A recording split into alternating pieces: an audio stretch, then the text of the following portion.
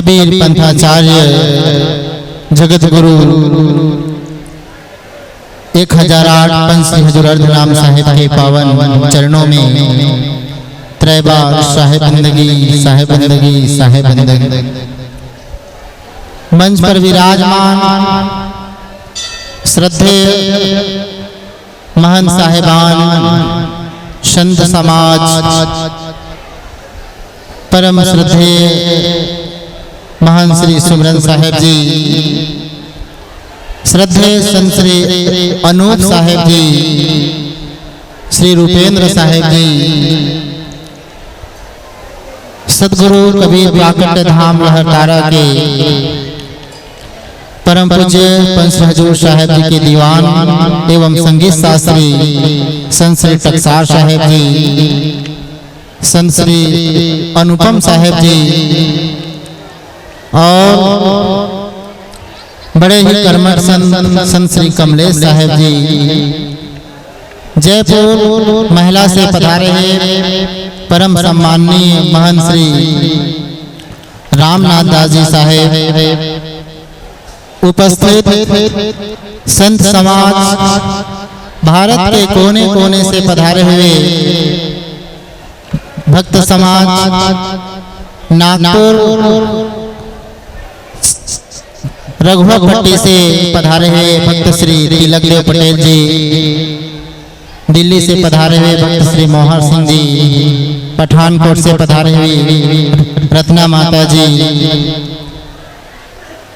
तखतपुर छत्तीसगढ़ से पधारी हुई चंद्रकला वैष्णव जी और सभी महंत साहिबान, भक्त समाज, निरछिरे धर्मोत्साही सदगुरु के प्रति अनन्य प्रेम श्रद्धा रखने वाले सभी भक्त जनों का 618वीं प्राकट्य महोत्सव में खूब खूब हार्दिक अभिनंदन है, हार्दिक स्वागत है। आइए, परम पूज्य गुरुदेव पंच हजूर साहिब गादी पर विराजमान हो चुके हैं और एक स्वागत भजन के लिए मैं संत श्री टकसार साहिब जी को आमंत्रित करता हूं कि आप एक सुंदर भजन मेरा मनवा क्या है जग में अपना, सभी चीज को आप लोग छोड़ करके यहाँ आए हैं, साहिब के भजन भक्ति में अपने मन को यहाँ पर लगाए हुए हैं, समर्पित किए हैं। तो आइए, संसारिक वस्तुओं को थोड़ी देर के लिए अपने मनो मस्तिष्क से निकाल करके अपने मनो मस्तिष्क को साहिब के पावन चरणों में समर्पित करें। बोले श्री गुरु कबीर साहिब की, पंच श्री हजूर साहिब की जय। नौम्यादि ब्रह्म सर्वस्य कारणं करणं तथा तद्रूपं सद्गुरुं वन्दे कर्मरेखा प्रशान्ते, कर्मरेखा प्रशान्ते। सबसे प्रथम उन सद्गुरु को हमारी वंदना, सत्यलोक में जो निवास करते हैं, जो आदि पुरुष है, नौम्यादि सबसे प्रथम पुरुष है, उस परम पिता सदगुरु कबीर साहिब को हम याद करते हैं, स्तुति करते हैं, वंदना करते हैं, उसके चरणों में त्रय बंदगी करते हुए सदगुरु कबीर साहिब के प्रत्यारूप अनंत श्री विभूषित कबीर पंथाचार्य, पंथ के शिखर पुरुष पंच श्री हजूर साहिब के चरणों में त्रय बंदगी, नमन, साहिब बंदगी। पूज्य पासी धर्माधिकारी साहिब के चरणों में मेरा साहिब बंदगी। भागलपुर से आए हुए हमारे पूज्य महंत श्री सुनील शास्त्री साहिब जी के चरणों में मेरा साहिब बंदगी। वयोवृद्ध हमारे संत श्री अनूप साहिब जी के चरणों में बंदगी मेरा, सुमरन साहिब जी के चरणों में बंदगी, समस्त मंचस्थ संतों के चरणों में बंदगी। टाटा नगर से प्रभु साहिब जी, महंत प्रभु साहिब जी आए हुए हैं और दूर दराज से आए हुए हमारे संगीत कलाकार अनुपम साहेब, रामचंद्र साहेब और इस मंच के सफल संचालक श्यामदास जी ब्रह्मचारी साहेब, संत श्री रूपेंद्र शास्त्री साहेब, तबला वादक हमारे चंदन दास जी साहेब और दूर दराज से आए हुए श्रद्धा सलीला के माता मूर्ति बहनों, श्रद्धा भक्ति प्रेम और मुक्ति की इच्छुक सभी हंसजनों, आइए त्रिदिवसीय सत्संग समारोह के यह द्वितीय दिवस है। द्वितीय दिवस का प्रथम सत्र है और प्रथम सत्र में कार्यक्रम प्रारंभ तो बहुत समय से हो चुका है। तो आइए महापुरुषों के दीदार और दर्शन हो ही रहा है।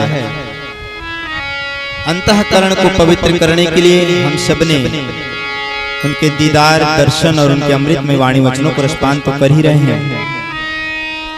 आइए थोड़ा सा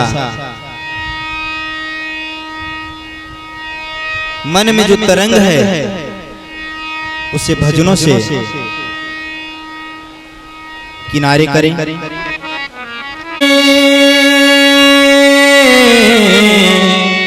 मन के जीते जीत पार ब्रह्म को पाइए,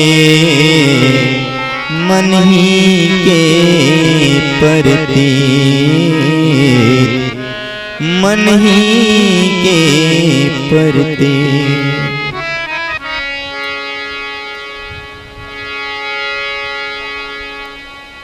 आइए हमारे श्याम साहब ने कहा कि मेरे मनवा क्या है रे जग में तेरा। वास्तविक सजनों, क्या तेरा और क्या मेरा है। क्या संसार में ना कुछ तेरा है और ना कुछ मेरा है, ना तुमने कुछ लेके आए और ना मैं कुछ लेके आया हूँ, और ना तुम कुछ लेके जाओगे और ना मैं कुछ लेके जाऊंगा। जाना तो सबको खाली हाथ ही है, सिर्फ आए हैं तो मुट्ठी बांध के आए हैं और खाली हाथ जाना होगा। इकट्ठे कर जहां को सब मुल्कों के मालिक थे। सिकंदर जब गया दुनिया से तो क्या था, उनके दोनों हाथ पूरे के पूरे खाली थे। मेरे मनवा क्या है रे जग में तेरा।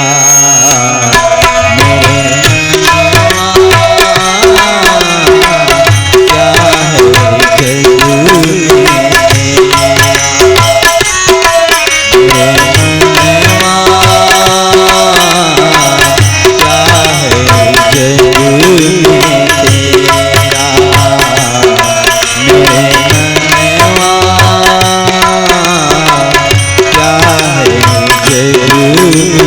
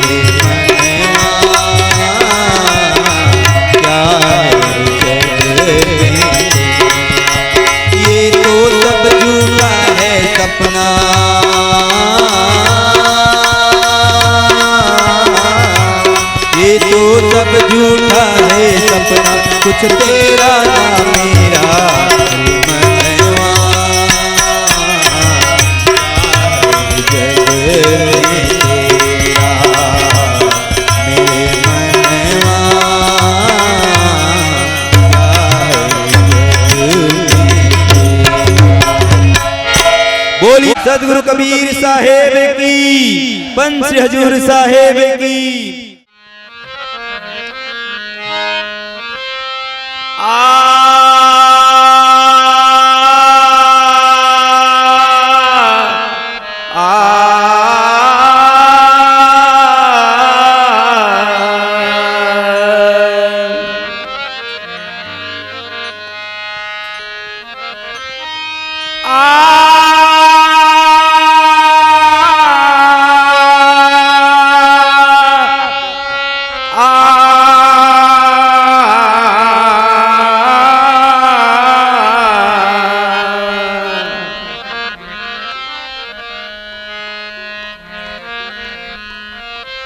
नित्यं बोधमयं स्वरूपिममिलं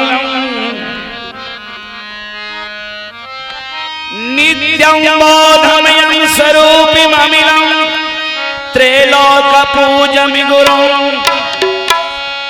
सद्विद्यामि सुविचारि शिविदं श्रीजयति संसेवितं आसीन रुचिरासने सदतले सौभाग्यं सन्निभं तमिलीलाधृतविग्रहं यतिवरं वन्दे कबीरं परम्।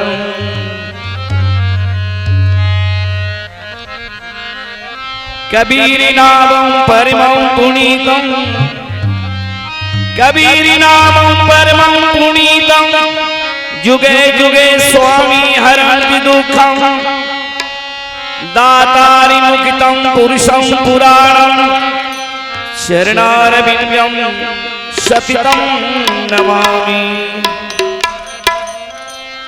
हे सद्गुरु सुखदे जगदे की बंधो हे सामदान भगवान कृणिक सिंधो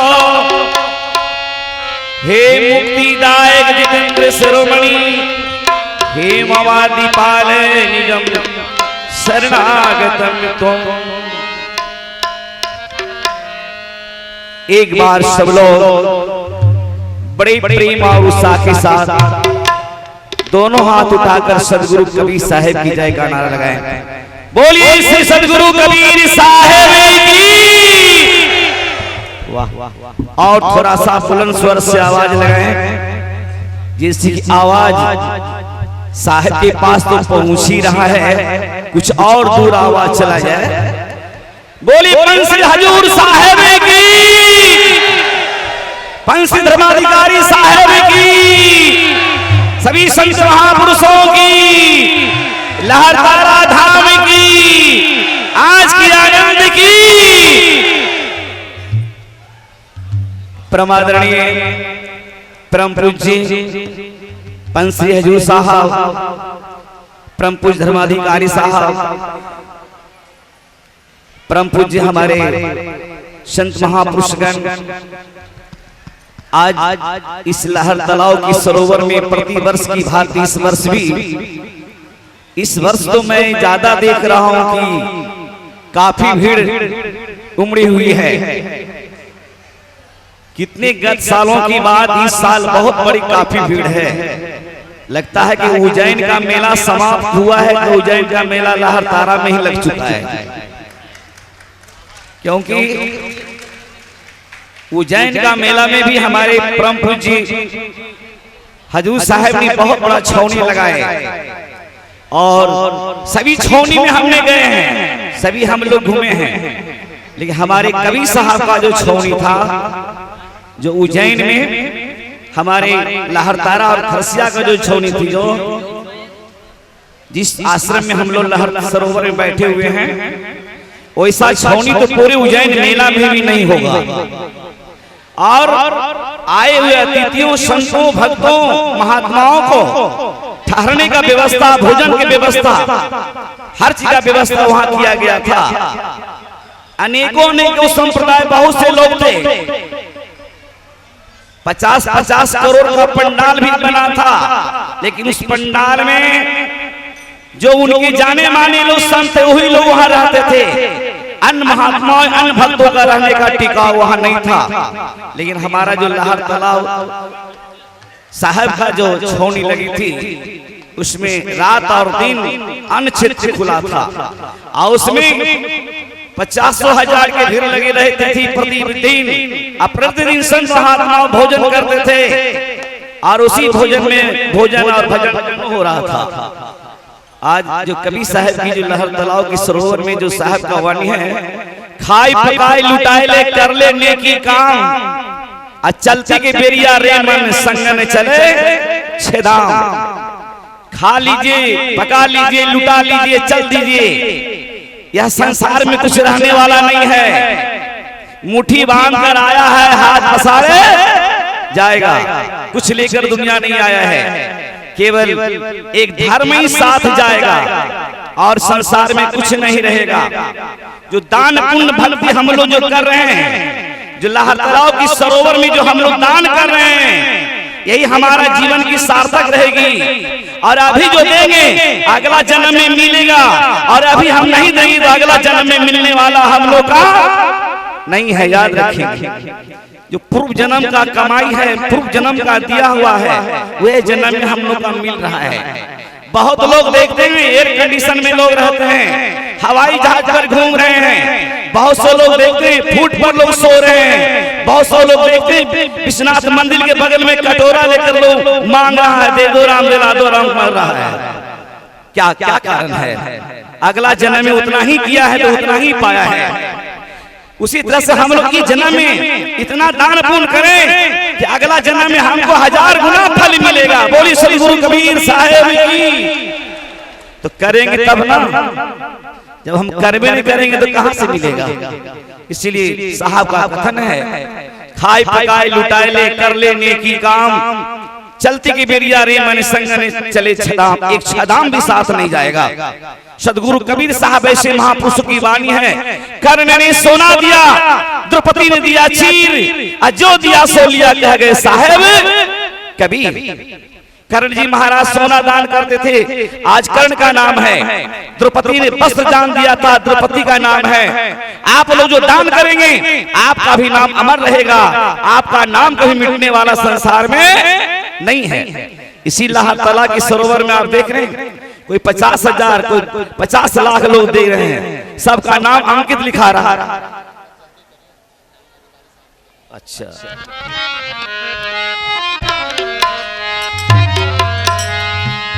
अरे काशी नगरिया में अरे लहरा तलैया सतगुरु पर घटली है ले। इसी लहर तलाव में सदगुरु कबीर साहब प्रकट हुए थे। आज कबीर साहब महापुरुषों का देन है। काशी नगरिया में अरे लहरा तलैया सतगुरु पर घटली है ले। सदगुरु लहरा तलैया पर घटली है ले। सदगुरु, आप लोग ताली बजाइए, सब मिलकर बोलिए, सदगुरु लहरा तलैया पर घटली है ले। सदगुरु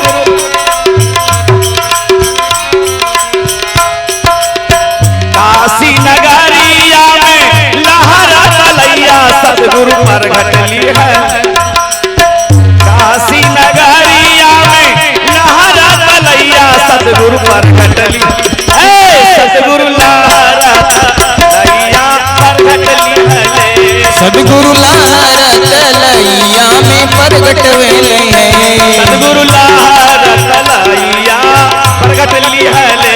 सदगुरु लहरा तलैया प्रगट वेले हैं। बोलिए सदगुरु कबीर साहब की जय। इसी काशी नगरी में सदगुरु कबीर साहब प्रकट हुए थे। तो जेठा के महीना रहे गर्मी के दिनावा, जेठ के महीना रहे गर्मी के दिनावा। जेठा के महीना रहे गर्मी के दिनावा। जेठ के महीना रहे गर्मी के दिनावा। बोलिए गुरुदेव स्वामी की। जेठ के महीना और गर्मी का दिन था। निरुनिमायावत रहे कर के गावनमा। निरुनिमायावत रहे कर के गावनमा। निरुनिमायावत रहे कर के गावनमा। निरुनिमायावत रहे कर के गावनमा। बोलिए गुरुदेव स्वामी की। जेठ का महीना था, गर्मी का दिन था। नीमा नीरू गौना करा करके आ रहा था। अरे प्यासा के मारल नीमा, अरे व्याकुल भइले माना मा पर घटली है। सदगुरु लहरा तलैया पर घटली है ले। सदगुरु लहरा तलैया प्रगट भेले हैं। सदगुरु लहरा तलैया पर घटली है ले। सदगुरु लहरा तलैया प्रगट भेले हैं। प्रगट ली है ले। सदगुरु प्रगट ली है ले। प्रगट भेले हैं। सदगुरु प्रगट भेले हैं। अहो प्रगट ली है ले। सदगुरु प्रगट ली है ले। प्रगट भेले हैं। सदगुरु प्रगट भेले हैं। अहो लहरा तलैया प्रगट भेले हैं। सदगुरु लहरा तलैया प्रगट भेले हो। सदगुरु लहरा तलैया प्रगट ली है ले। सदगुरु लहरा तलैया प्रगट भेले हैं। बोलिए गुरुदेव स्वामी की। जय हो। जब नीमा क्या प्यास लगी है तो तालाब में नीमा पानी पिए जाती है। पानी पिए गई नीमा लहरा तलैया, पानी पिए गई नीमा लहरा तलैया, पानी पिए गई नीमा लहरा तलैया, पानी पिए गई नीमा लहरा तलैया। बोलिए गुरु स्वामी की जय। अरे पानी पिए गई नीमा, अरे लहरा तलैया खेलता रहे हो। कमल का फूल पर सदगुरु को विशाल खेल रहे थे। पानी पिए गई नीमा, अरे लहरा तलैया खेलता रहे हैं। एक सुंदर लाला खिलत रहे हैं, एगो सुंदर ललनवा खिलत रहे हैं, एगो सुंदर ललनवा खिलत रहे हैं, एगो सुंदर ललनवा, एक सुंदर लाला खेलता रहे हो। एगो सुंदर ललनवा खिलत रहे हो, एक सुंदर लाला खेलता रहे हो। एगो सुंदर ललनवा खिलत रहे हो, एक सुंदर लाला खेलता रहे हो। एगो सुंदर ललनवा खिलत रहे हो, एक सुंदर लाला खेलता रहे हो। एगो सुंदर ललनवा खिलत रहे हो। बोली गुरु स्वामी की जय हो। पानी पिए गई नीवा लहरा तलैया खेलता रहे हो। एक सुंदर बलकवा एक ललना एक कवि साल कमल फूल पर खेल रहे थे। तब बालका के रूपा देखी मोहिता भेले नीमा, बालका के भले नीवा, बालका के रूपा देखी मोहिता भेले नीमा, बालक रूप देखी चकित भैले नीवा, अरे बालका के रूपा देखी अरे मोहिता भेले नीमा उठाई लिहले हो।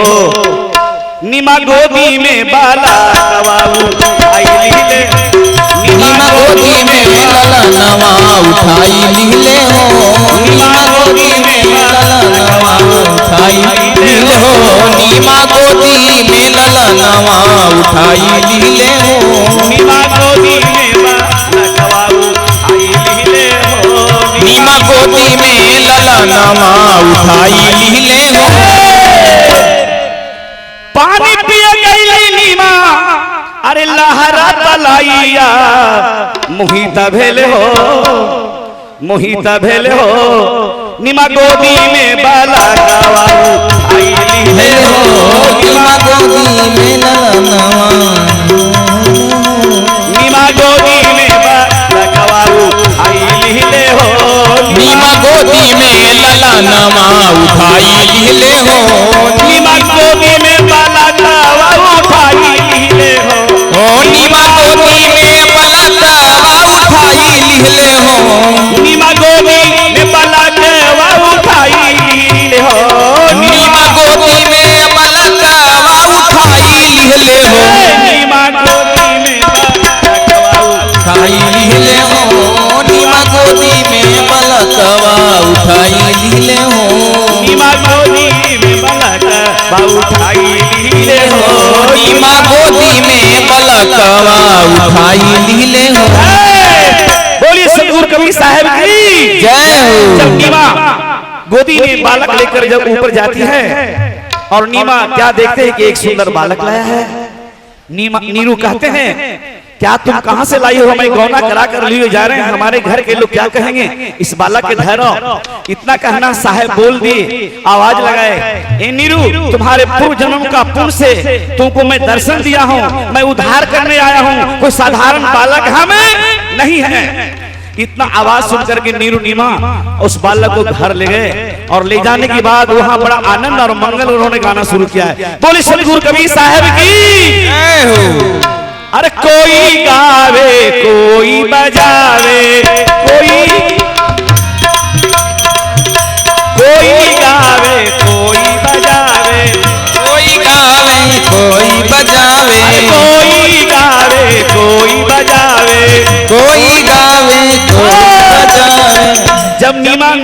घर ले जाकर बड़ा मंगल सोहर समधन गा रहे हैं, आनंद खुशी मना रहा है, इतना सुंदर मैंने बालक लाया हूँ। कोई गावे कोई बजावे, कोई गावे कोई बजावे। हाथ उठाइए सब लोग, सभी लोग हाथ उठाइए, ऊपर हाथ उठाइए, ताली बजाइए। अरे कोई गावे कोई बजावे, कोई गावे कोई बजावे, कोई गावे कोई बजावे, कोई गावे कोई बजावे। और क्या, तो कोई सखी मंगल गावे कमर लचकावे। अरे कोई सखी मंगल गावे कमर लचकावे सखी। अरे कोई सखी मंगल गावे कमर लचकावे हरी। अरे कोई सखी मंगल गावे कमर लचकावे सखी। नीरू गावे नीरू बजावे, नीरू गावे नीवा बजावे, नीरू गावे नीरू बजावे, नीरू गावे नीवा बजावे। नीरू गाते हैं, बजाते आनंद लेते हैं। अरे नीमा सखी मंगल गावे कमर लचकावे। अरे नीमा सखी मंगल गावे कमर लचकावे सखी। अरे नीमा सखी मंगल गावे कमर लचकावे सखी। नीमा सखी मंगल गावे कमर लचकावे सखी। कमर लचकावे सखी, कमर लचकावे सखी, कमर लचकावे सखी, कमर लचकावे सखी। नीमा सखी मंगल गावे कमर लचकावे। अरे नीवा सखी मंगल गावे कमर लचकावे सखी। अरे नीमा सखी मंगल गावे कमर लचकावे सखी। नीवा सखी मंगल गावे कमर लचकावे सखी। बोलिए सदगुरु कबीर साहब की जय हो जय हो जय हो जय हो। समय बहुत कम है, इसलिए साहब के आज्ञा को पालन करना। एक बार जोर से आवाज लगाए, बोलिए सदगुरु कबीर साहब की जय, हर तारा धाम की जय, हजूर साहब की जय, अधिकारी साहब की जय, सभी संत महापुरुषों की जय। साहेब परम श्रद्धेय पूज्यपाद श्री धर्माधिकारी साहेब के पावन युगल चरणों में बंदगी करते हुए साहेब जी के प्रवचन का लाभ लेवे। बोलो सदगुरु कबीर साहेब की जय। श्री हजूर साहेब की, सभी संत महापुरुषों की जय, सभी भक्त हंस जनों की जय।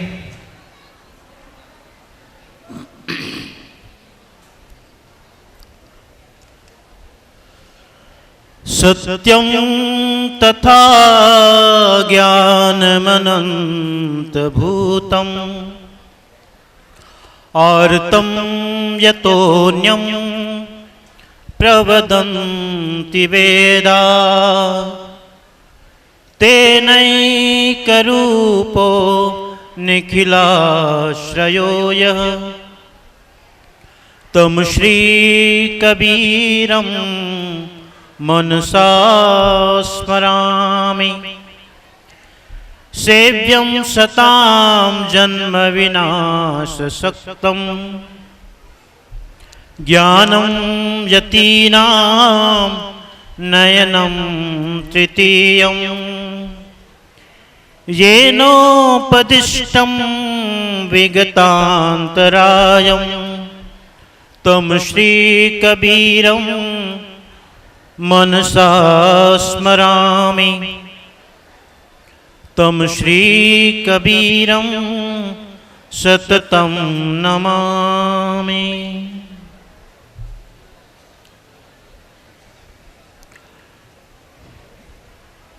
परम अर्चनी परम वंदनी गादी पर विराजमान अनंत श्री विभूषित पंत श्री हजूर साहेब,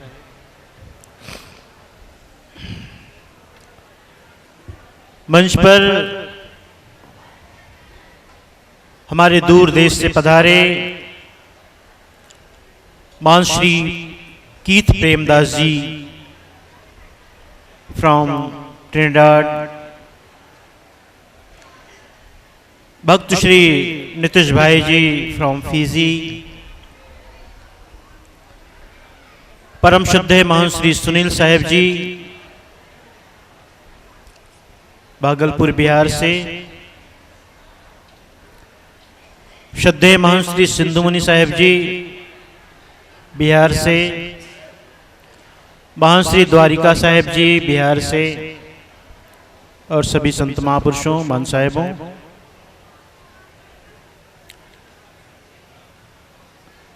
इस त्रिदिवसीय प्राकट्य महोत्सव के मुख्य यजमान और मुख्य आयोजक के रूप में भक्त प्रवर श्री रमेश चंद्र जी, उनकी धर्म पत्नी श्रीमती निर्मला जी और समस्त परिवार, उनकी सुपुत्री पारुल, श्री संजीव जी, राहुल और ममता, साथ ही इस महोत्सव में पधारे हुए आप सभी भक्तहंसजन,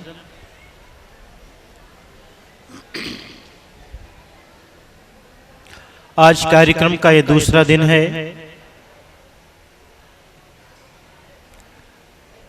कल अंतिम दिन है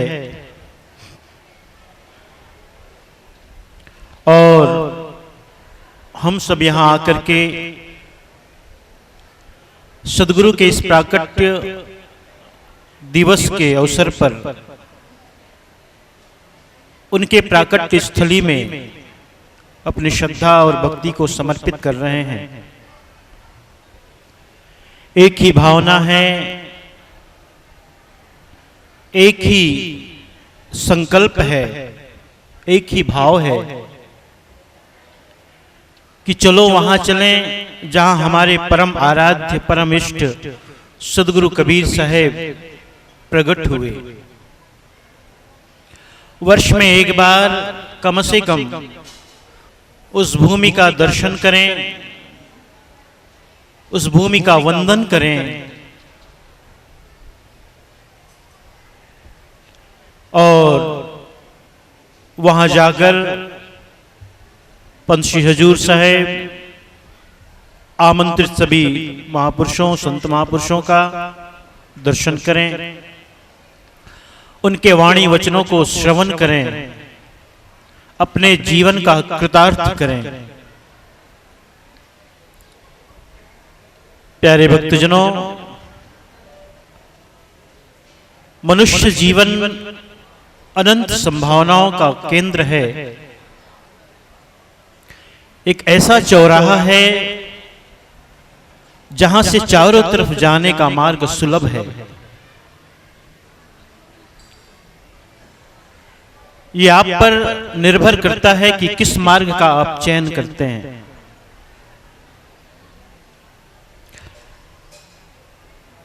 इस शरीर को प्राप्त करके आप देव भी बन सकते हैं और दानव भी।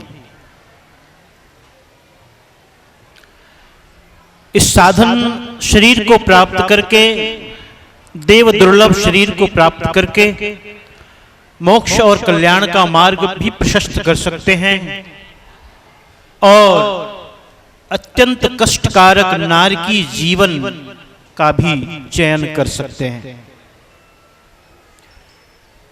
निर्भर आप पर करता है।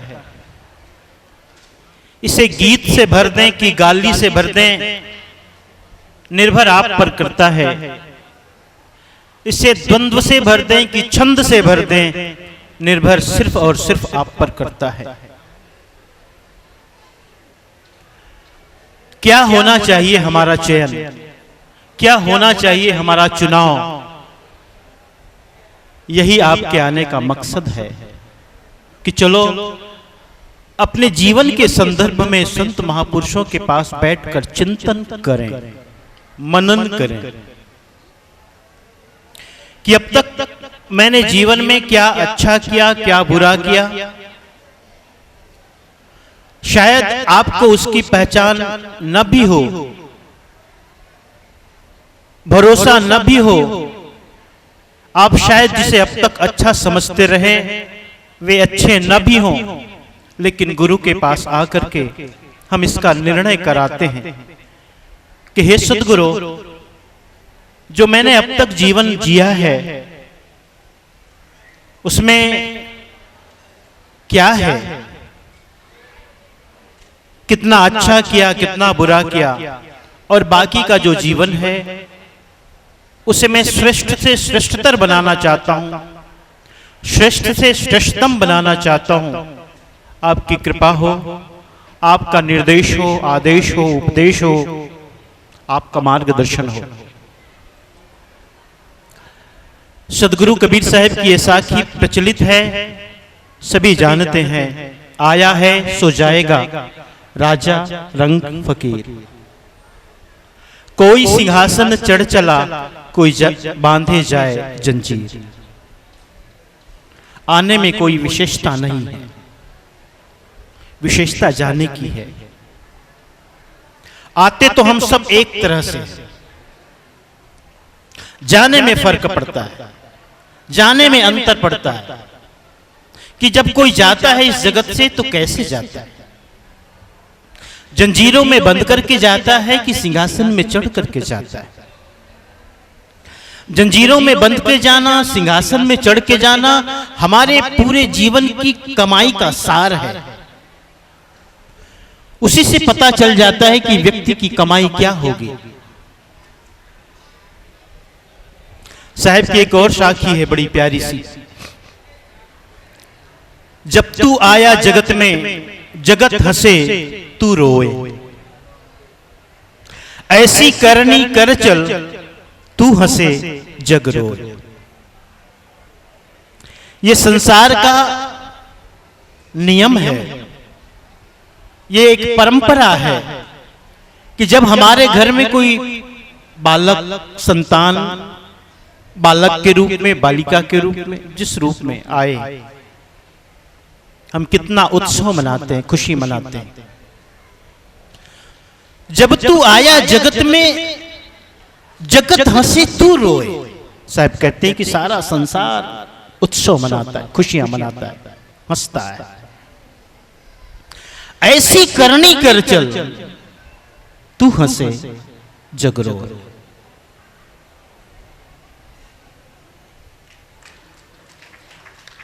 देखो, इसे समझने की बात है,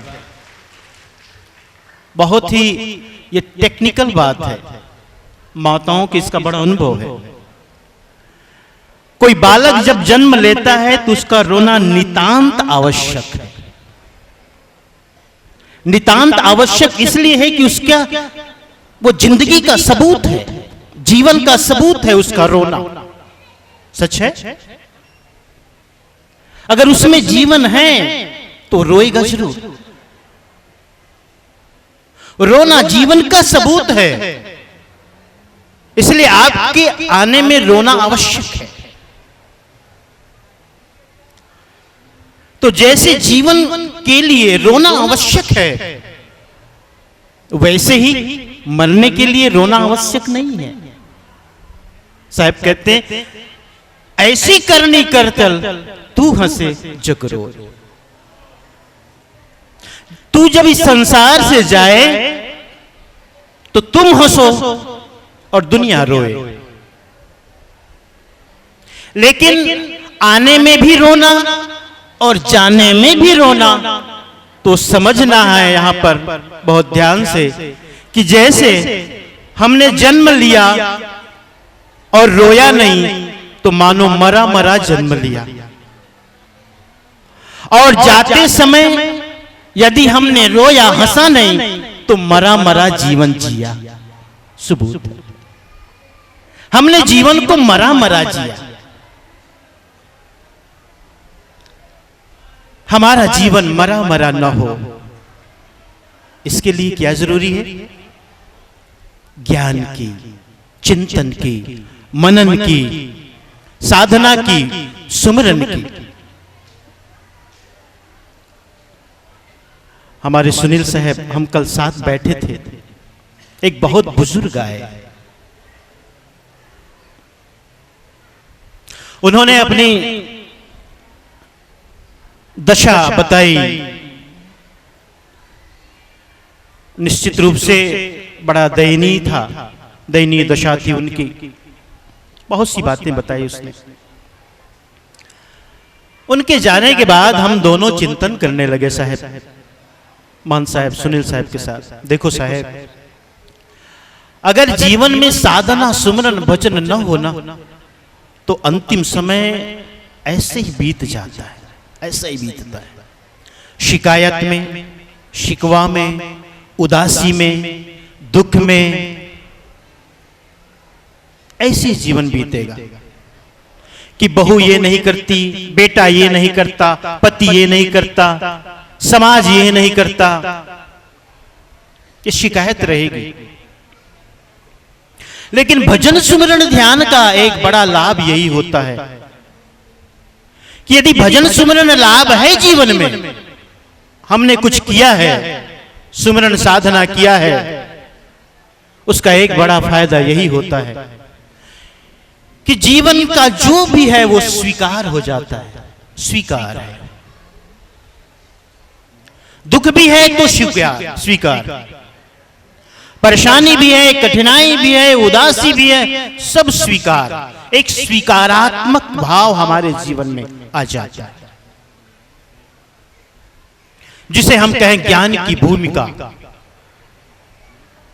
जिसे हम कहें कि सदगुरु के द्वारा दी हुई ऐसी दृष्टि जिससे संसार का बोध हो जावे, जगत का बोध हो जावे और हम अपने आप में स्थित हो जावे।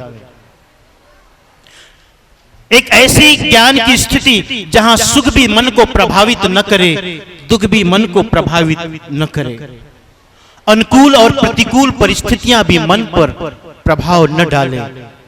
ये भजन सुमिरन का सार है, ये भजन और सुमिरन का लाभ है। न उस समय कोई सुविधाएं काम देती हैं, न साधन काम देते हैं, गाड़ी, मोटर, बंगला कुछ भी काम नहीं देते, कुछ भी नहीं। सारे साधन आपके बीच हों, आप इसके भुक्तभोगी हो।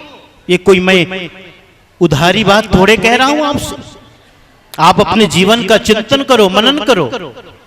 आपके पास सब होता है, लेकिन फिर भी जीवन में दुख होता है।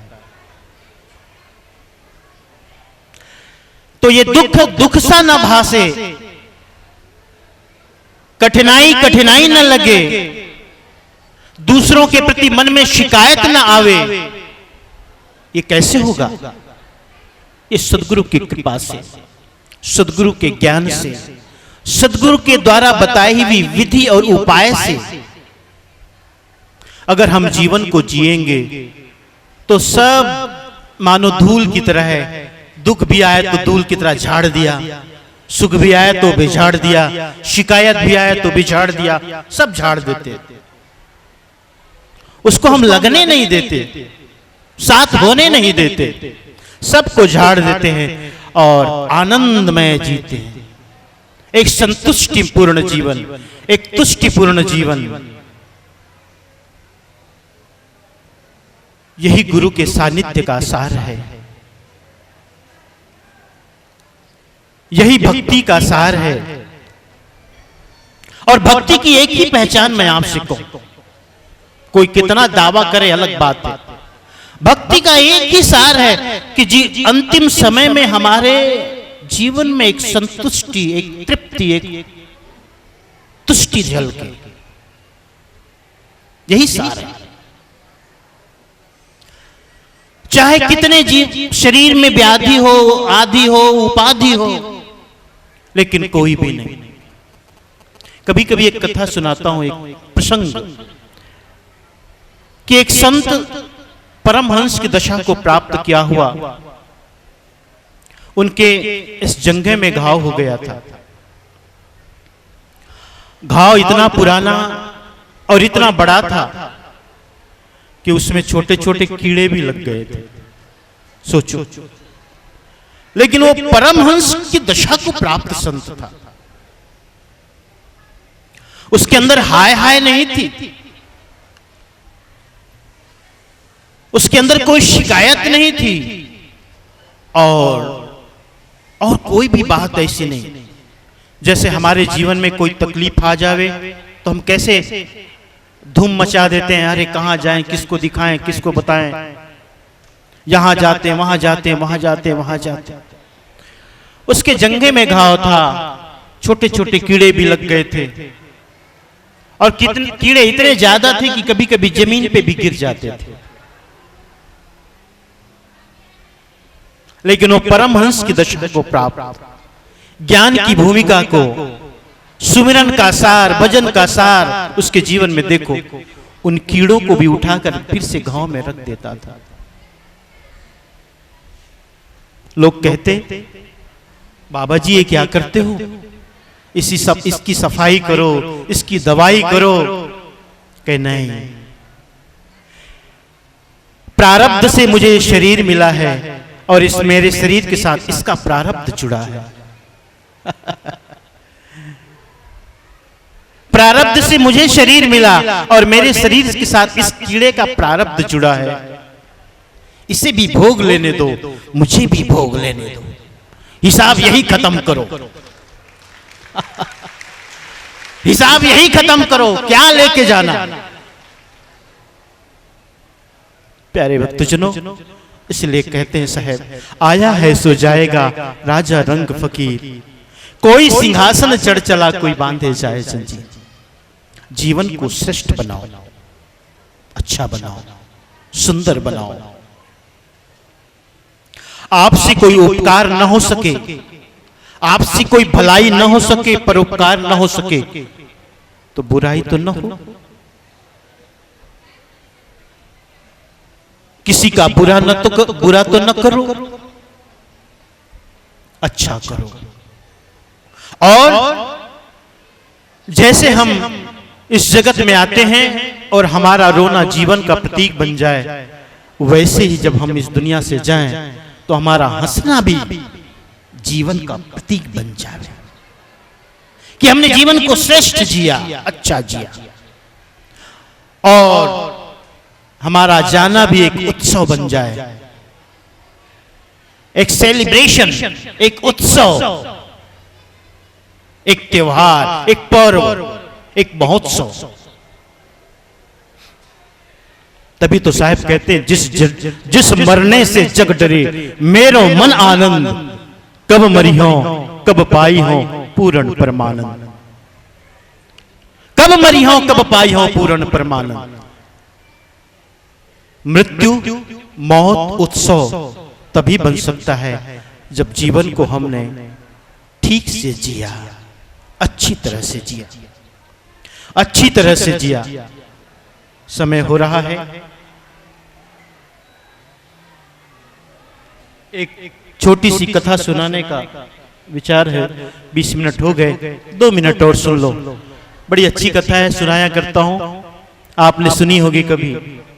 एक गांव में एक कलाकार गया, गाने वाला, नया नया कलाकार था, नया नया गवैया था, संगीत के प्रति बड़ा रस था उसको। यूनिवर्सिटी से पढ़ाई करके अभी निकला ही था। एक गांव में गया, गांव वालों से पूछा मुखिया का घर का पता।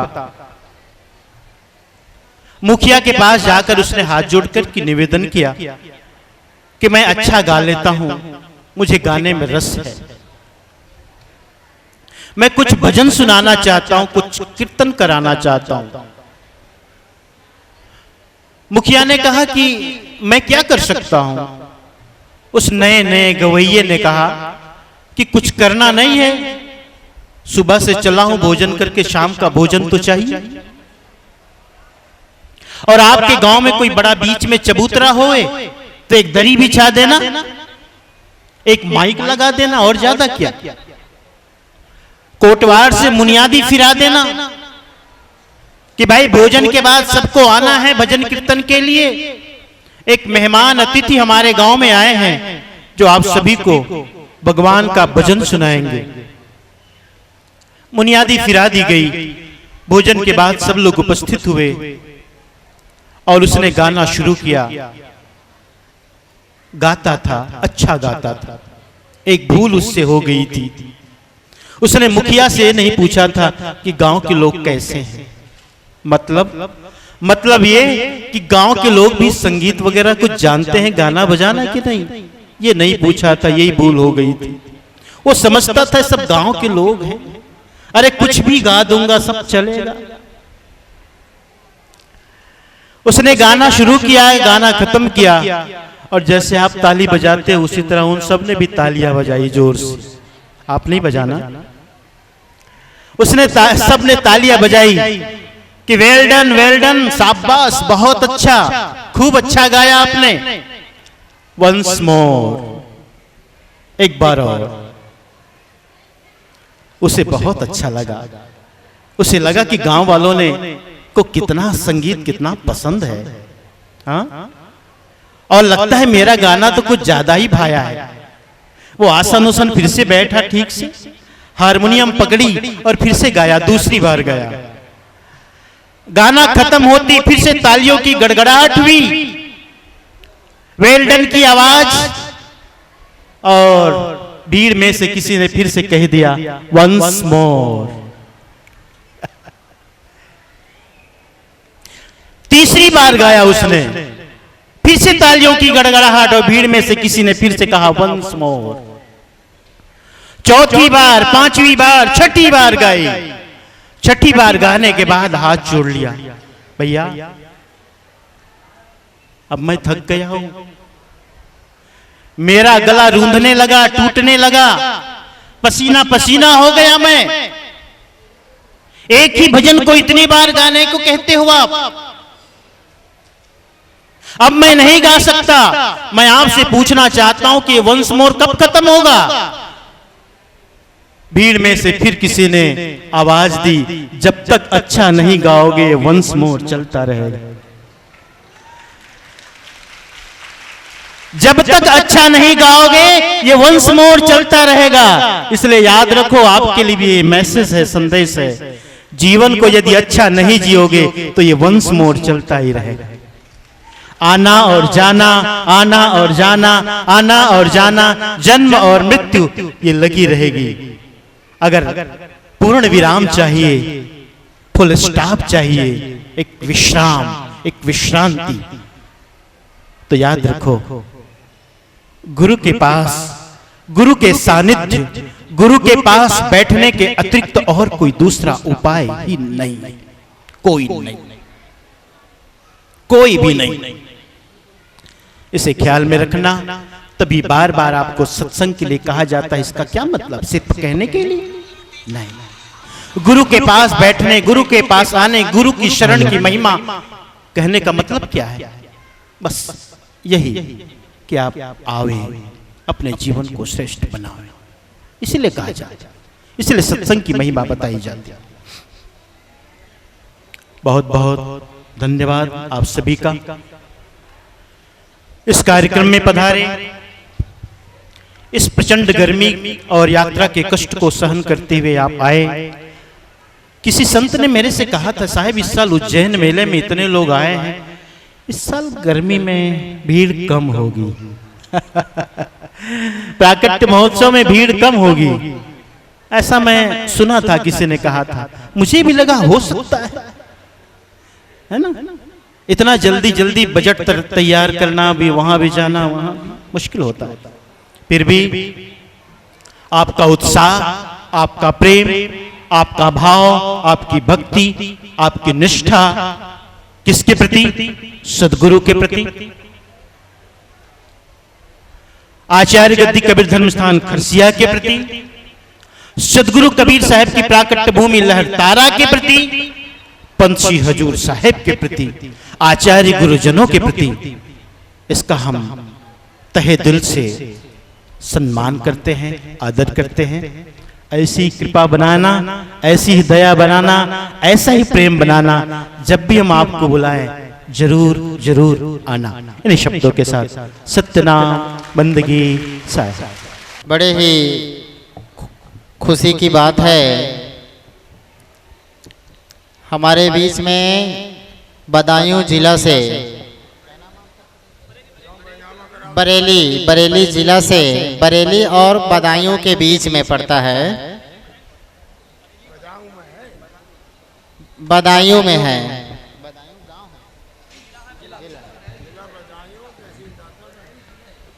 जिला बदायूं में ये भक्त नेतराम जी 6 बीघा जमीन सदगुरु कबीर आश्रम बनाने के लिए पंच हजूर साहब के पावन चरणों में समर्पित करने जा रहे हैं। जोरदार ताली बजाएं आप सब लोग। महंत श्री रामनाथ साहब जी पुष्पहार से स्वागत करते हुए भक्त श्री नेतराम जी का एवं भक्त श्री हनुमत प्रसाद जी जो आचार्य कबीर धर्म स्थान खरसां के ट्रस्टी हैं, आपका स्वागत करते हुए एवं पंच हजूर साहब से तथा परम पूज्य श्री धर्माधिकारी साहब जी से आशीर्वाद प्राप्त करते हुए भक्त श्री नेतराम जी 6 बीघा जमीन आचार्य कबीर धर्म स्थान खरसिया सदगुरु कबीर प्राकट्य धाम लहरतारा को समर्पित किए हैं। बोले सदगुरु कबीर साहेब की जय, भक्त श्री नेतराम जी की। आइए अब कार्यक्रम को आगे बढ़ाते हुए हमारे बीच में गादी पर विराजमान परम पूज्य गुरुदेव उपस्थित हैं। पंच हजूर साहब जी के पावन अमृतमय आशीर्वचन श्रवण करें।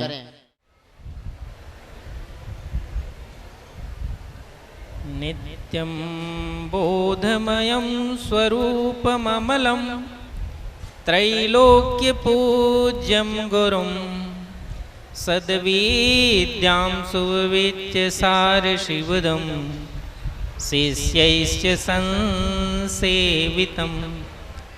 आसीनं रुचिरासने सतदले सौम्याकृतिं सन्निभं तं लीलादृतविग्रहं यतिवरं वन्दे कबीरं परम्। नमो नमो गुरुदेव को, नमो कबीर सकृपाल, नमो संत शरणागति सकल पाप भय छाड़। सतगुरु को कीजे बंदगी कोटि कोटि प्रणाम, कीटन जाने भृंग को गुरु कर ले आप क्षमा।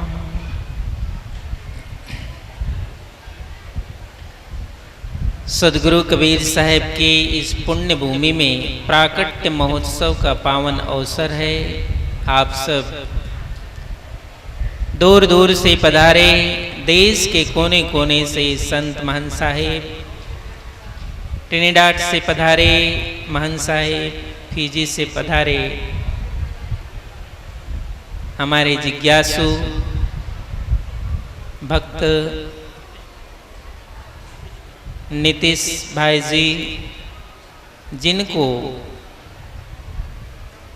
आज चादर और पंजा विधि करनी है, क्योंकि इनके गुरुदेव जो ऑस्ट्रेलिया में रहते हैं, फिजी ऑस्ट्रेलिया से थोड़ा दूर है, बगल में ही है, तो गुरुदेव फिजी में रहते हैं, ऑस्ट्रेलिया में रहते हैं, तो फिजी में जो भक्त हंसजन हैं उनको सदगुरु कबीर साहब के ज्ञान भक्ति का उपदेश देने के लिए इनके गुरुदेव ने उन्हें यहाँ भेजा है कि आप जा कर के सदगुरु के धाम में शीश झुकाओ, क्योंकि यहाँ शीश झुकाओगे तभी वहाँ से आशीर्वाद मिलेगा। तो उन्होंने अपने गुरुदेव महंत मुकेश दास जी साहेब के आज्ञा अनुसार यहाँ आए और उनको इस आचार्य गद्दी की ओर से पंजा का विधान करना है और उस देश में जाकर वो वहाँ साहेब की भक्ति, जिस भक्ति को धर्मदास साहेब ने मानव मात्र के लिए बड़े प्रेम उत्साह और भाव के साथ सहज और सरल बनाया और एक पूरी परंपरा, पूरा विधान दिया। क्योंकि कहा जाता है कुम्हार यदि घड़ा सुंदर बनाए लेकिन घड़े को पकड़ने वाला ना बनाए तो घड़े को पकड़ोगे कैसे? वो पकड़ने वाले को भी कुम्हार को बढ़िया मजबूत बनाना पड़ता है। तो धर्म सदगुरु कबीर साहिब के ज्ञान उपदेश को तो धर्मदास साहिब ने सुना, लेकिन सुनने के बाद, किसी ज्ञान उपदेश को सुनने के बाद उसको विधि में लाना, मनुष्य जीवन के विधि में उसको उतारना, ये बहुत बड़ी बात है। और उसी विधि को ही सदगुरु कबीर साहिब के ज्ञान विधि को धर्मदास साहिब ने जन जन के जीवन में उतारा, मानव के जीवन में उतारा। और उसी विधि विधान के कारण हम जिस दिन गुरु के शरण में आते हैं, उस दिन से लेकर जिस दिन हमारी अंतिम यात्रा होती है, हम केवल मनुष्य नहीं कहलाते, हम हंस कहलाते। कबीर साहब के मार्ग का ये विधान है कि हम हंस कहलाते हैं। और साहब कहते हैं ये हंसों के लिए ही मेरा मुकाम है। मेरा मुकाम किसके लिए? वो हंसों के लिए। और उस हंस विधि इस संसार में संस्कारित करने के लिए ही उस परंपरा में कंडिहार का विधान बनता है, पंजा का विधान बनता है। और उसी पंजे और कंडिहार के विधान को आज आप सबके बीच उनको देनी है। साथ ही आप दूर दूर से पधारे भक्तहंस जन, प्रेमी जन, जिज्ञासु जन। अभी हमारे सिंधु मुनि साहब कह रहे थे, धर्माधिकारी साहब कह रहे थे कि कुंभ का मेला है, हुआ है तो भीड़ नहीं आएगी। भीड़ कैसे नहीं आएगी जब निर्मला ने सबको आमंत्रित किया? इसने जब आमंत्रित किया सबको, यदि भीड़ नहीं आती तो ये किनको प्रसाद पवाती है? तो इनके आमंत्रण से ये और साहब की दया से ये भीड़ आई है। और ये भीड़ तो वो सदगुरु के आमंत्रण से आया है। चलो सखी दर्शन को सर तीर, प्रगट भय सदगुरु साहिब कबीर।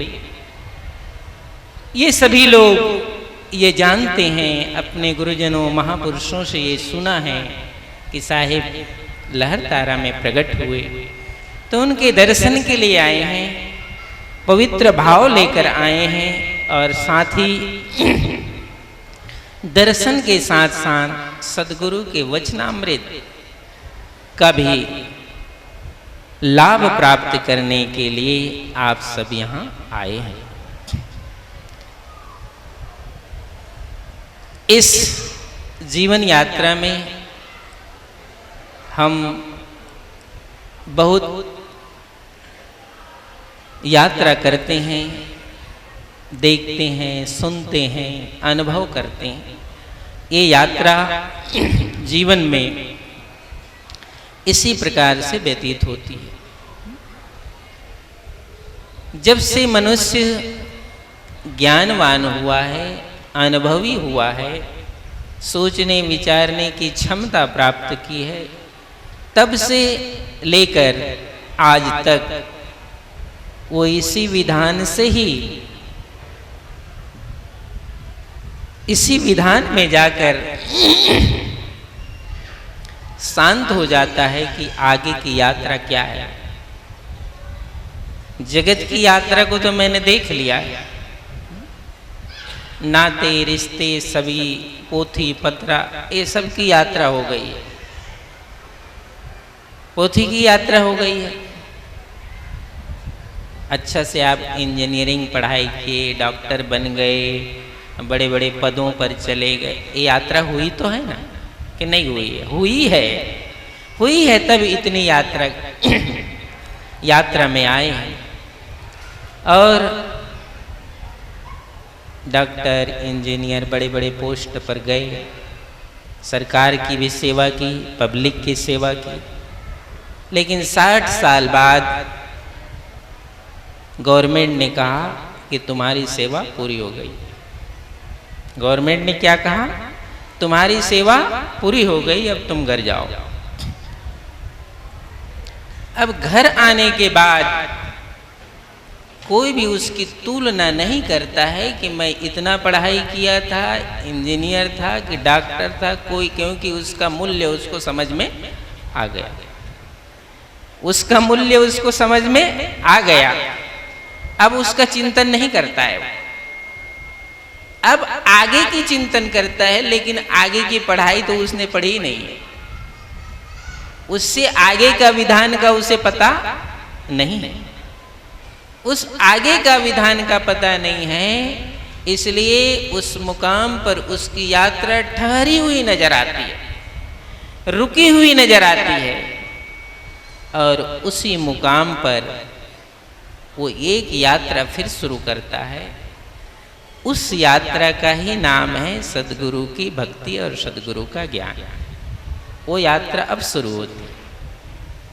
इसलिए साहिब का ये वचन है, संसार की यात्रा जहां पूर्ण होती है, संसार का ज्ञान जहां पूर्ण होता है, उसके बाद सदगुरु का ज्ञान शुरू होता है, उसके बाद सदगुरु का ज्ञान शुरू होता है। ये क्या फर्क है, क्या अंतर है? इस अंतर और फर्क को जो महसूस करता है, जो जानता है, उसके लिए ये सदगुरु की यात्रा है।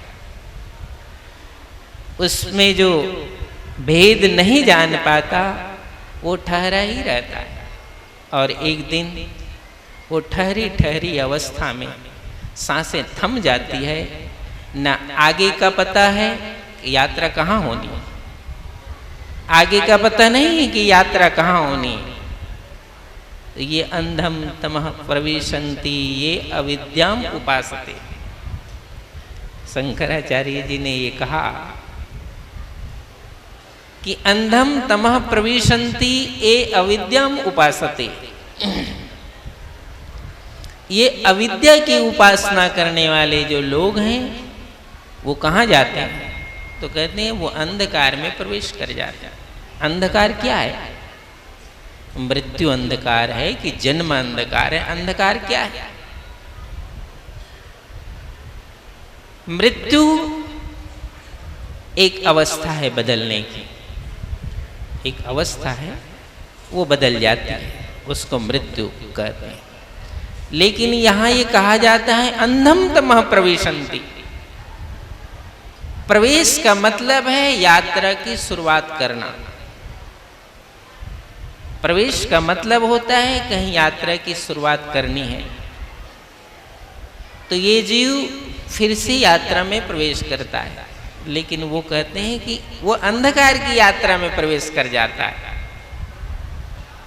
तो जिस ठहरी हुई अवस्था में जिस धन को लेकर हम बैठे हैं, जिस विद्या को लेकर हम बैठे हैं, जिस कला को लेकर बैठे हैं, वो कला तो मेरे अंधकार को तोड़ नहीं पाया, वो विद्या तो अंधकार को समाप्त नहीं कर पाया।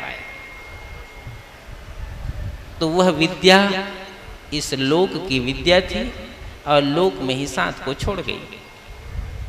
कहाँ की विद्या थी? ये लोक की विद्या थी, और लोक में ही उसने हमारा साथ छोड़ दिया। इसलिए सदगुरु का विधान ये अलग विधान है, और इस अलग विधान को ही जो जानता है उसके लिए ये अंधकार से बाहर जाने का मार्ग है। सदगुरु कबीर साहिब के आप यदि साहिब के विचारों को या साहिब के उपदेशों को किसी से सुने, या साहिब के वाणियों को आपने पढ़ा होगा, तो उसकी गहराई में क्या है, उसकी गहराई में क्या है, इसको जानने की जरूरत है। क्यों? इसलिए सदगुरु कबीर साहब की वाणी वचनों में व्यवहार का बहुत उपदेश है, व्यवहार का बहुत उपदेश है। व्यवहार निर्मल होता है, व्यवहार पवित्र होता है, ये सब उपदेश साहब के विधान में है। लेकिन व्यवहार से आगे का भी कोई उपदेश है? व्यवहार से अन्य कोई उपदेश है कि नहीं? इसको जानने के लिए उन महापुरुषों के पास जाना पड़ेगा जिन्होंने सद्गुरु के ज्ञान में, उपदेश में से, व्यवहार से आगे का मार्ग जाना है, तभी वो आगे जा सकते हो। नहीं तो ये व्यवहार से आगे आप जा सकते नहीं है। इसको जानने की जरूरत है। इसलिए ये संत मत की जितनी परंपरा आई बाद में साहेब के बाद, उसे हम संत मत की परंपरा इसलिए कहते हैं कि सभी में भक्ति की चर्चा है, सब में भक्ति की चर्चा है, सब में कहीं न कहीं अध्यात्म की चर्चा है। लेकिन जितने भक्ति मत और संत मत की परंपरा में महापुरुष आए हैं, सब लोगों ने कबीर साहब के नाम का उच्चारण किया है कहीं न कहीं। और ऐसा ही नहीं उच्चारण किया कि कबीर साहब थे, ऐसा नहीं उच्चारण किया। उन महापुरुषों ने कबीर साहब का नाम लिया है तो उनकी उस परम ऊंचाई के कारण लिया है। तो वो केवल व्यवहारिक ऊंचाई नहीं थी, वो इस जीव के आदि और अंत की ऊंचाई थी। इसलिए सद्गुरु कबीर साहब, बहुत सारे लोगों को तो ये पता ही नहीं है कि सद्गुरु कबीर साहब की ये जीवन दर्शन और यात्रा क्या है, इनको पता नहीं चलता। इसीलिए बहुत सारे लोग कबीर साहब भक्त थे तो कोई कह देते हैं कबीर साहब साधक थे, तो कोई कुछ कह देता है, कोई कुछ कह देता है। वास्तव में कबीर साहब न कोई भक्त थे और न कोई साधक थे। साधक और भक्त वो होता है जो अधूरा होता है। इस जगत में साधक और भक्त वो होता है जो अधूरा होता है, क्योंकि साधना उसी को करनी पड़ती है जो अधूरे होते हैं। कबीर साहब न भक्त थे और न साधक थे। धर्मदास साहेब जब कबीर साहब के पास आए तो इसी भेद को तो धर्मदास साहब ने पाया, क्योंकि धर्मदास साहब जिस ज्ञान और साधना को जानते थे उतना ही साहब नहीं जानते थे। ये बहुत बड़ा रहस्य है, इसको ध्यान से सुनना। धर्मदास साहब जब कबीर साहब के पास आए तो धर्मदास तो भक्त था, भले सनातन धर्म का भक्त था, लेकिन भक्त तो था ना। तो भक्त भी तो अपनी भक्ति की ऊंचाई को जानता है।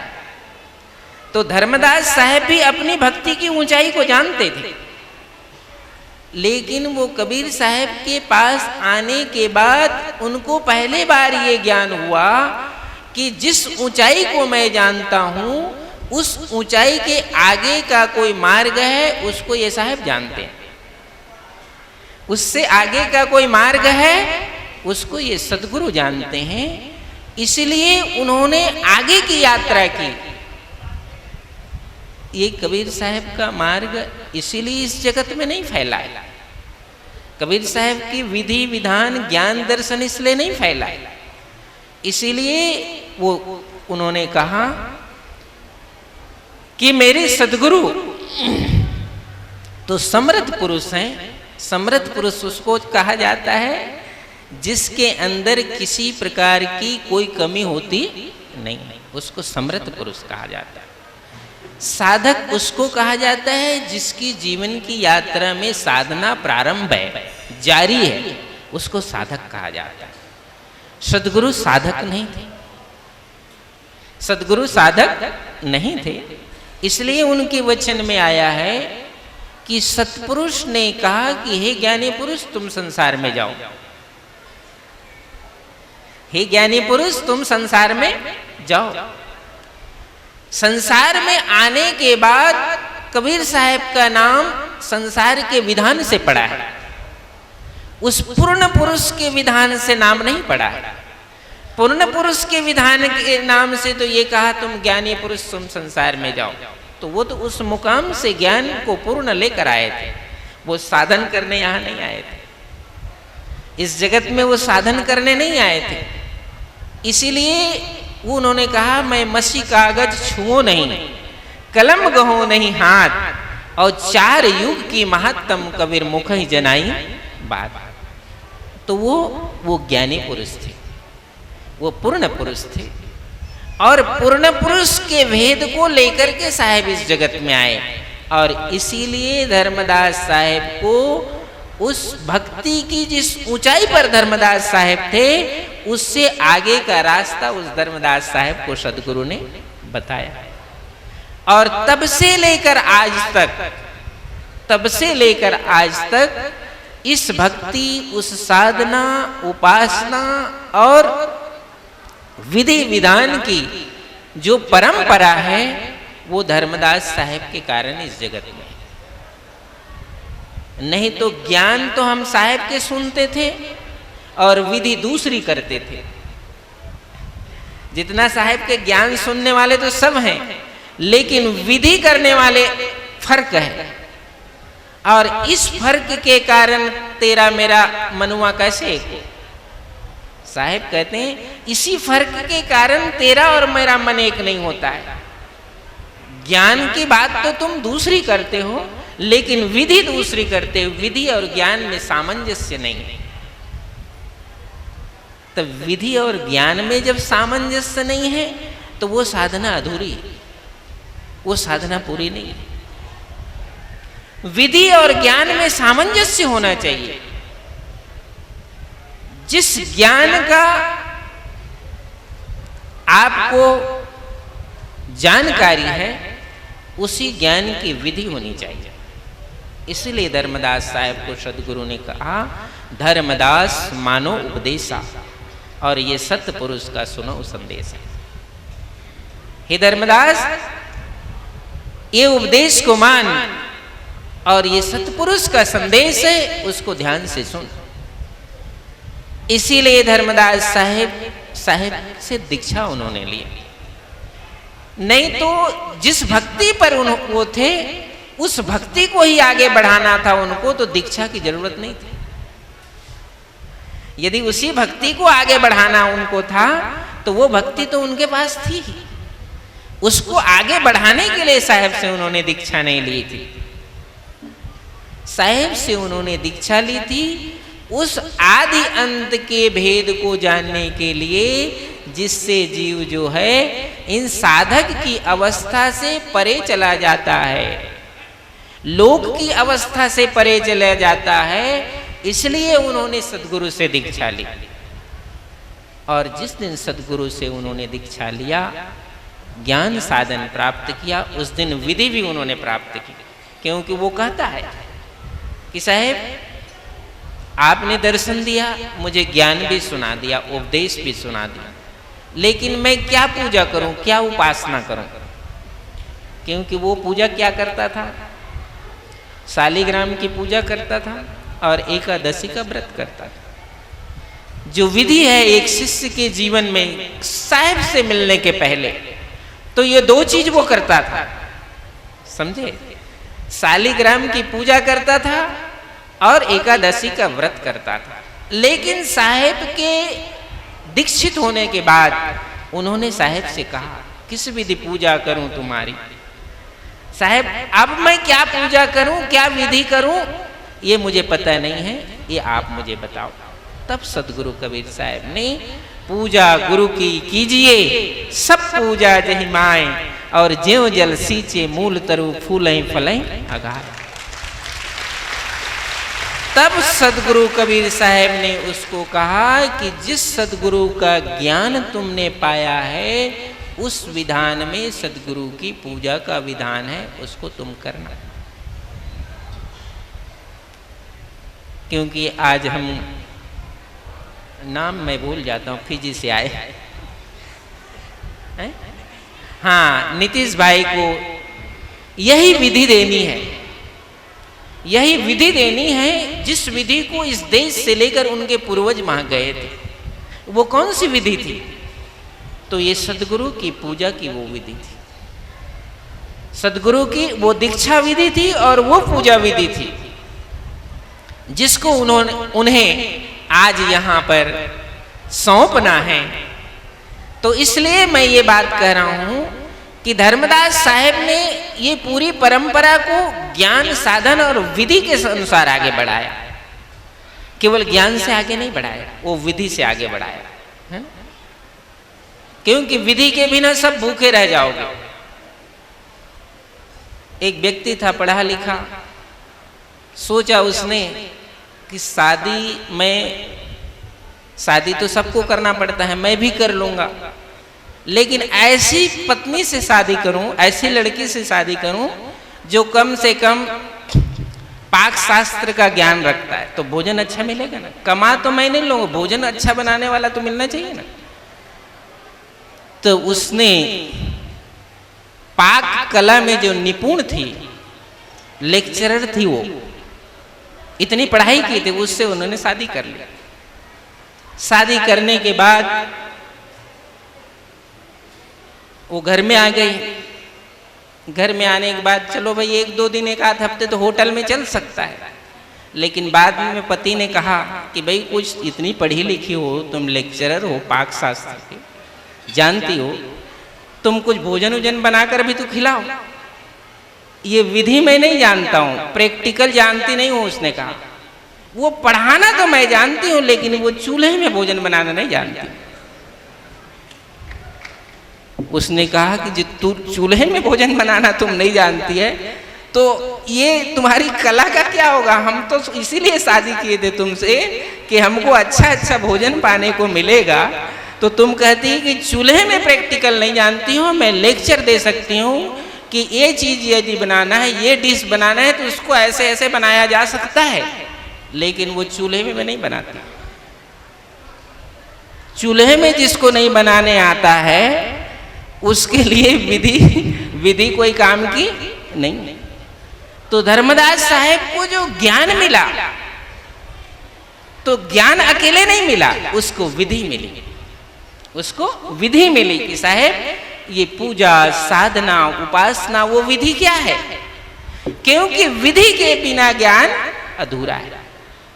विधि के बिना ज्ञान अधूरा है।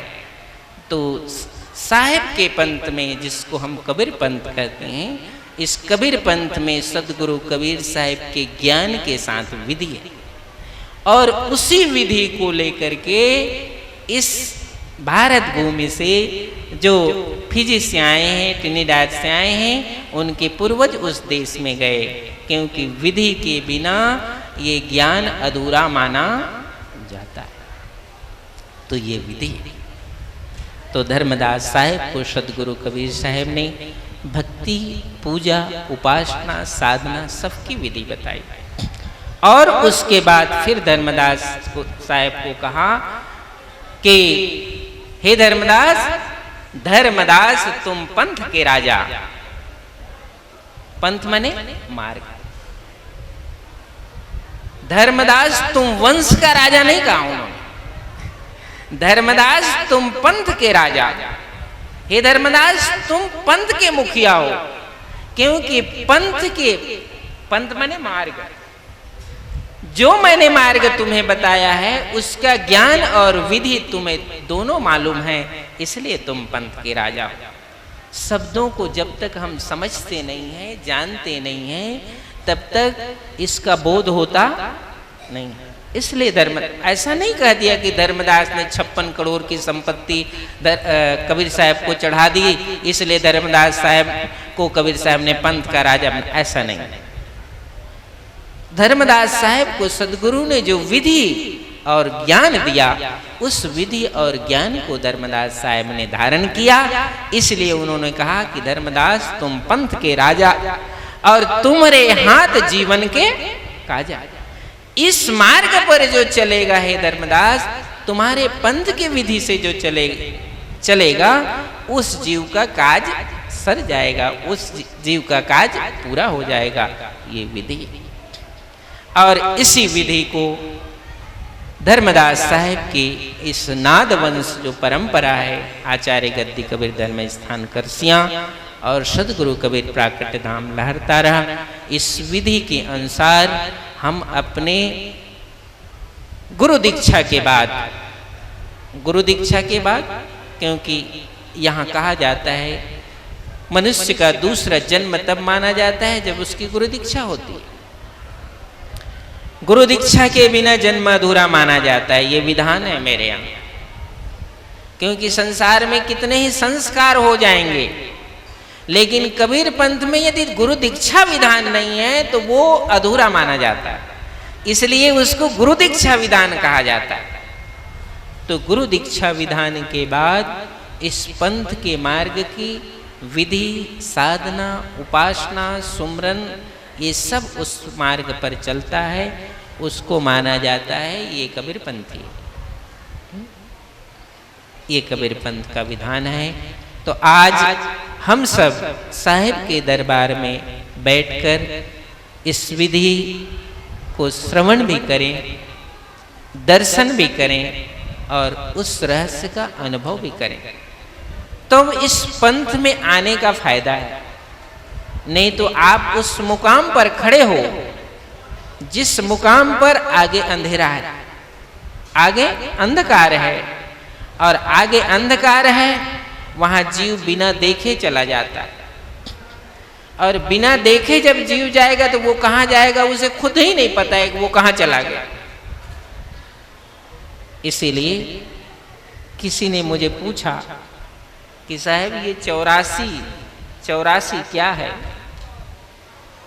उन्होंने पूछा भाई 84 लाख योनियों का वर्णन शास्त्रों में, गुरुओं के वचनों में आता है, ये 84 है क्या?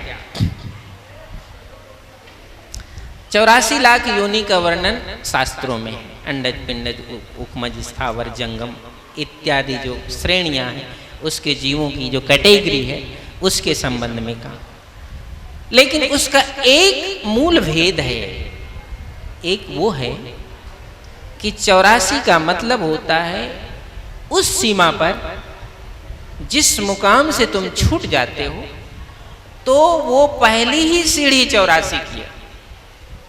84 गिनो मत कि 84 लाख क्या है, उसको गिनो मत। तो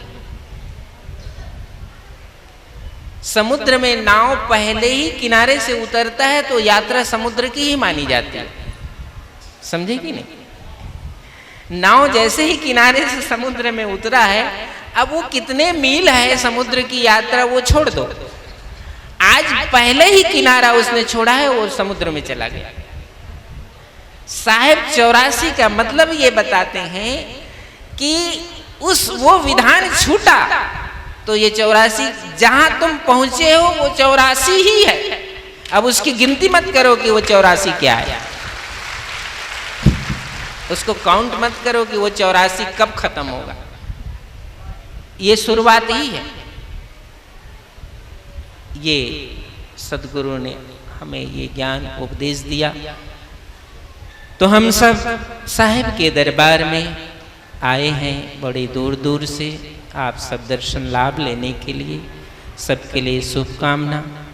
आज एक विशेष 5 मिनट का और विधान है जिसके बारे में मैं आपको बताया, वो विधान करेंगे, फिर आरती होगी और फिर निर्मला ने आपके लिए जो प्रसाद बनाया है उसको आप पाना। बोलो सदगुरु कबीर साहिब की।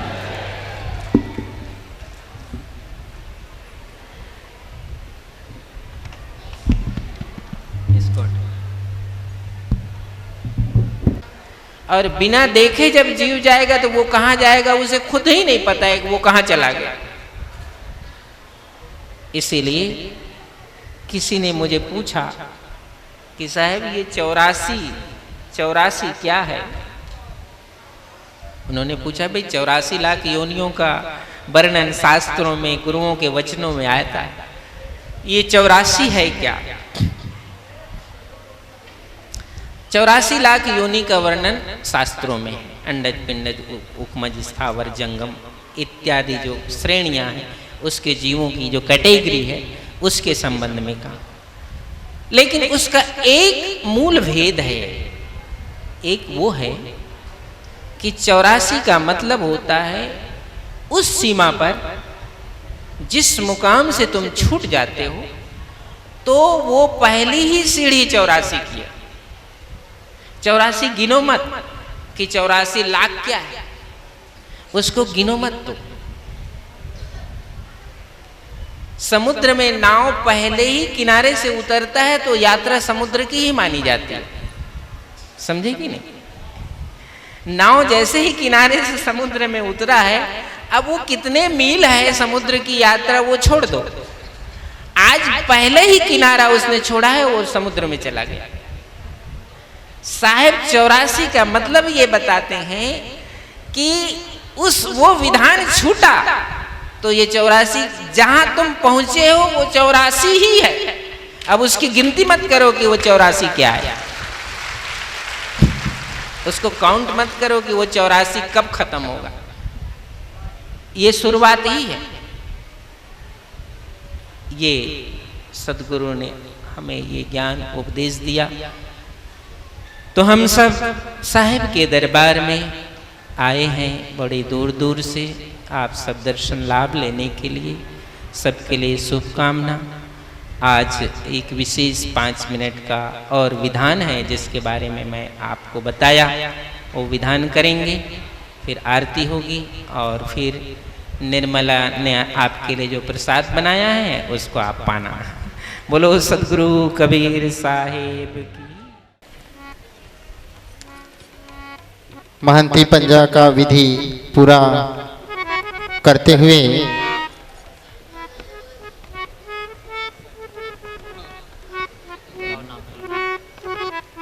भक्त श्री नीतीश भाई फिजी निवासी आचार्य कबीर धर्म स्थान खरिया श्री सदगुरु कबीर प्राकट्य धाम लहरतारा में पंच श्री हजूर साहब जिसे महंती पंजा प्राप्त करते हुए शैली टोपी चंदन तिलक लगाते हुए बड़े ही शोभायमान यह परम दृश्य पावनमय मंगलमय बेला आप सभी लोगों के समक्ष उपस्थित हैं। खूब खूब हार्दिक अभिनंदन, हार्दिक स्वागत। बोलिए सदगुरु कबीर साहिब की, सदगुरु कबीर साहिब की, पंच श्री हजूर साहिब की जय। चादर विधि करते हुए जोरदार ताली बजाएं आप सब लोग। पंजा एवं सुमरन गुट प्राप्त करते हुए पंच श्री हजूर साहिब जी के द्वारा महंत श्री नीतीश भाई फिजी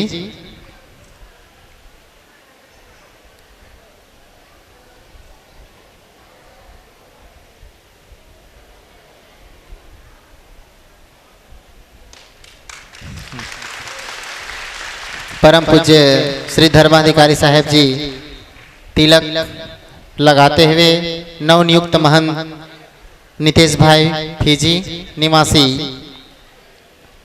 बोलिए सदगुरु कबीर साहिब की, सदगुरु कबीर साहिब की। महंत श्री सुनील साहेब जी भी आ जाएं। महंत श्री सिंधु मुनि साहेब द्वारका साहेब,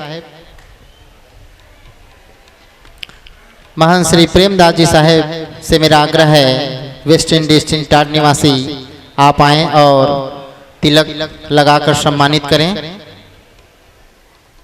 साथ में अंकित दास जी,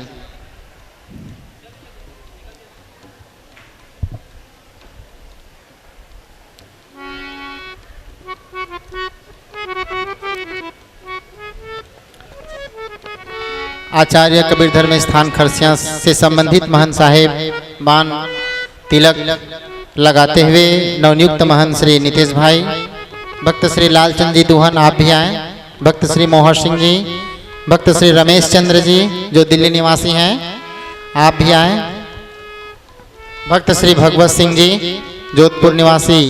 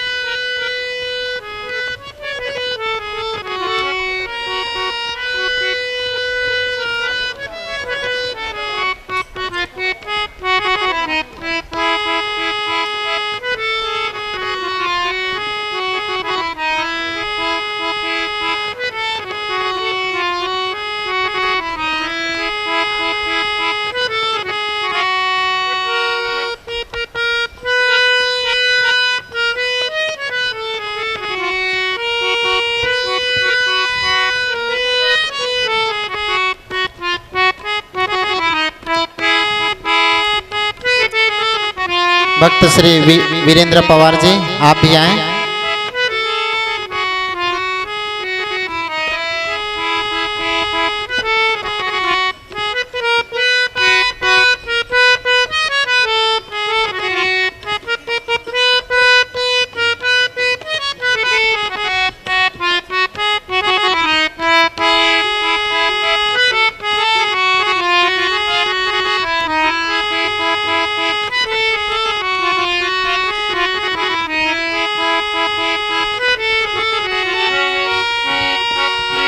संत श्री संतोष साहेब जी, संत श्री रूपेंद्र साहेब जी, आप आए और तिलक लगा करके। राजेश जी टाक, मंगलाराम जी, सोजस सिटी निवासी।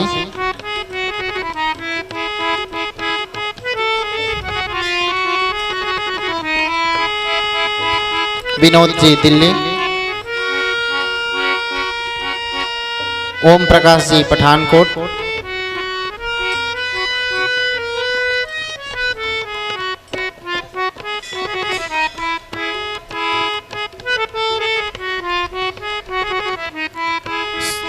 सुधीर जी दिल्ली। संत श्री रूपेंद्र साहब जी तिलक लगाते हुए नवनियुक्त महंत नीतीश भाई। संत श्री टकसाल साहब जी, गौतम साहब जी,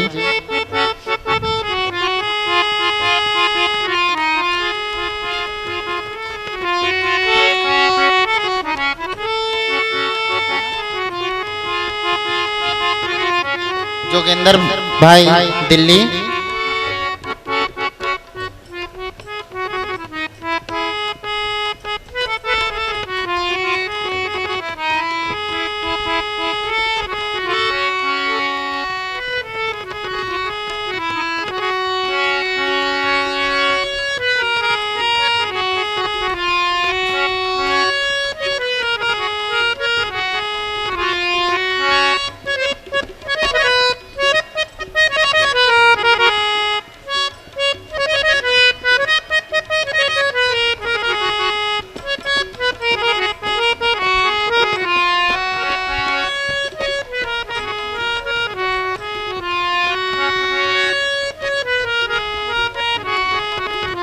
विवेक दास जी, अब आरती होगी, आप सभी अपने अपने जगह पे खड़े हो जाएं।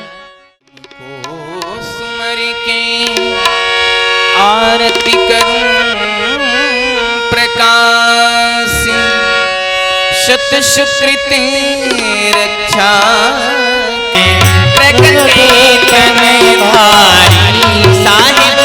थोड़ा से पीछे होकर के आरती करें।